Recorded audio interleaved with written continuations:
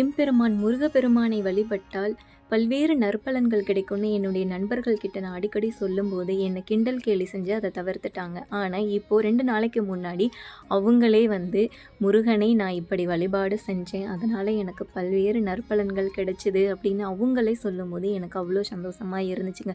ஒரு பெரிய கார்ப்பரேட் கம்பெனியில் இன்டர்வியூ அட்டன் பண்ணுறதுக்கு முன்னாடி முருகா எனக்கு இந்த இன்டர்வியூ கிளியர் ஆகணும் அப்படின்னு வேண்டிக்கிட்டு அவள் அந்த இன்டர்வியூ அட்டன் பண்ணால் அந்த இன்டர்வியூ கிளியர் ஆகிடுச்சிங்க.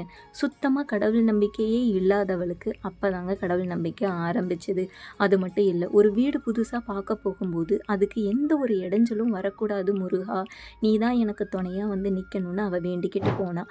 அதே மாதிரியே அந்த வீட்டுக்கு எந்த ஒரு இடைஞ்சலும் இல்லாமல் அந்த பில்டிங் மேலே முருகன் திருவுருவச் சிலையோடு அந்த வீடு அமைஞ்சுதுங்க. அது மட்டும் இல்லைங்க, திருக்கல்யாணம் பார்க்கணுன்னு அவள் ஆசைப்பட்டிருக்கா என்னுடைய ஃப்ரெண்ட். பட் அது பார்க்குறதுக்கான சந்தர்ப்பமோ சூழ்நிலையோ கொஞ்சம் சரியில்லாமல் இருந்துச்சு. முருகா நான் உன்னை பார்க்கணும்னு 3 நாட்கள் விரதம் இருந்திருக்கிறேன். இவ்வளவு சக்தி வாய்ந்த கடவுள் நம் முருகன். எம்பெருமான் முருகனை வழிபட்டால் என்றைக்குமே எந்த ஒரு தடையுமே நமக்கு ஏற்படவே ஏற்படாது.